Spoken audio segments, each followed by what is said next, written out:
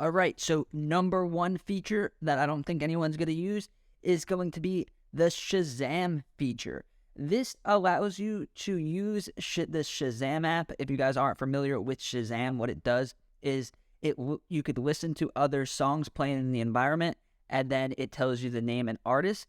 And yeah, this is good for music discovery, but I don't really see the need for them to integrate it into the app. It doesn't really make sense, and it doesn't really help us out as DJs very much.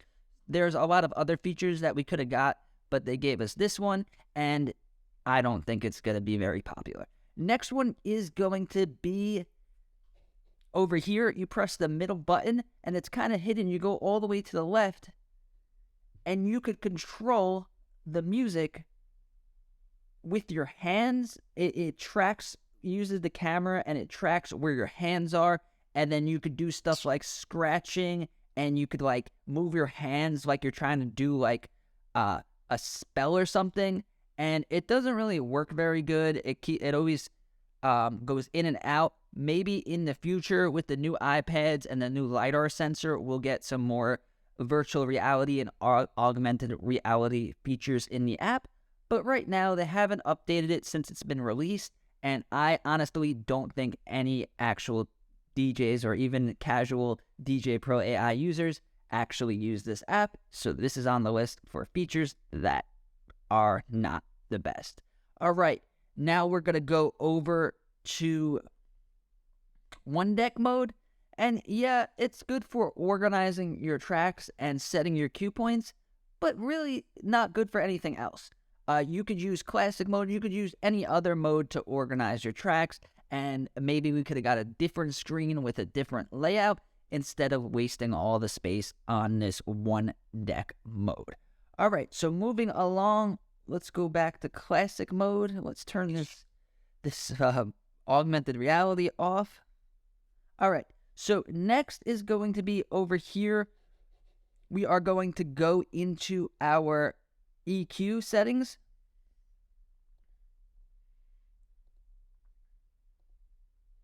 And then they gave us this pitch cue.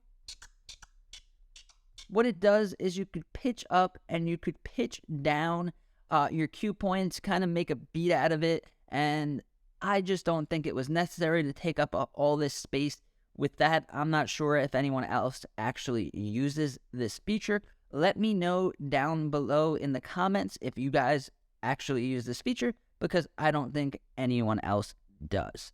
All right, so the next feature that I don't think anyone's going to use is going to be here in Pro Mode. So this is what Pro Mode looks like. This is the setup that I use it on. You could have your effects, your EQs down here, and then you have these great jog wheels that have information, and then we have perfectly good view of the waveforms.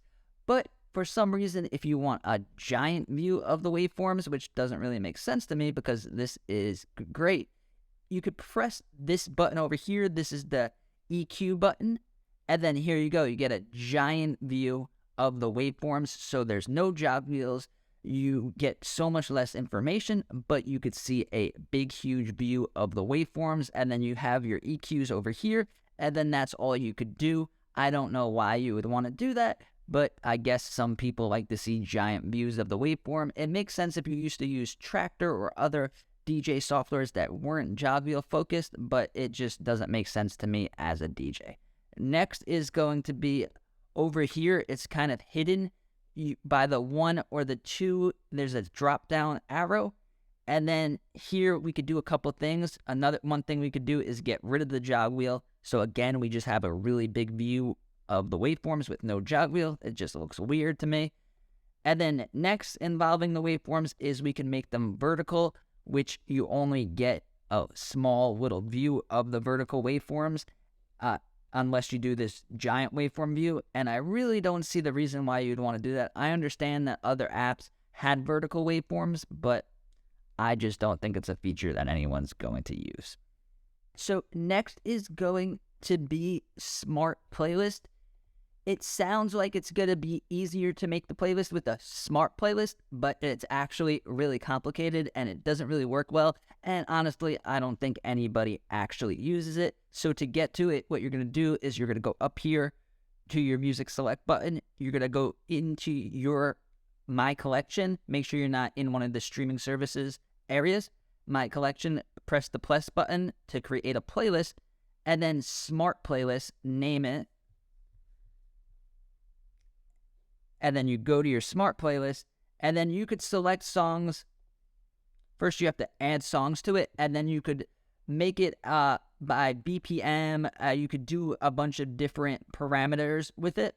So if you press the pencil button over here, press pencil plus BPM, and now you could do a range like songs from 100 BPM to 120, and it automatically makes a playlist for you. Honestly, I found it really complicated, and I have no use for it, so I have never used this feature with the app. Let me know in the comments if you guys have actually used this feature, because I have not. Next is going to be over here. This is our gain control. So if you've been DJing with turntables, if you've been DJing with CDJs, or basically any other DJ software, you're used to adjusting the gain. The gain is not the volume, but it makes the song louder or less louder. It's a little bit complicated, but this app actually has one of the best auto gain features. So if we go over here to settings, we go down, I think it's in general, auto gain, boom, boom, boom. No, it's not in general. It might be in sound. Next, auto gain right here. Automatically adjust song playback volume to the same. So if you plan on using this app, and if you've been using other DJ softwares, just understand that you're not going to be adjusting the gain in this app. It does it automatically, and it does a very good job of it. Because if you wanted to adjust it automatically, especially if you were using just the iPad, it's this slider over here, which is absolutely tiny, and it's really hard to get your finger on it and actually slowly fade it in and fade it out. So if you plan on using this app, then you are going to just forget about the gain and let it do it automatically. All right, so those are some of the features that I don't use in the app. Again, this is my favorite app. I think it is the best DJ software that is out there, but obviously they try to be innovative. They try to come out with features that other apps don't have, and some of them I feel like they spent time on, such as the Shazam one. They spend so much time with the integration, so much time setting it up and all that, and then what you actually get is not really necessary to use within the app. So if you guys found value in this video, give this video a like, and if you want to learn more about Djay Pro and DJing with the iPad, subscribe to the channel. I make these videos several times a week. Thank you.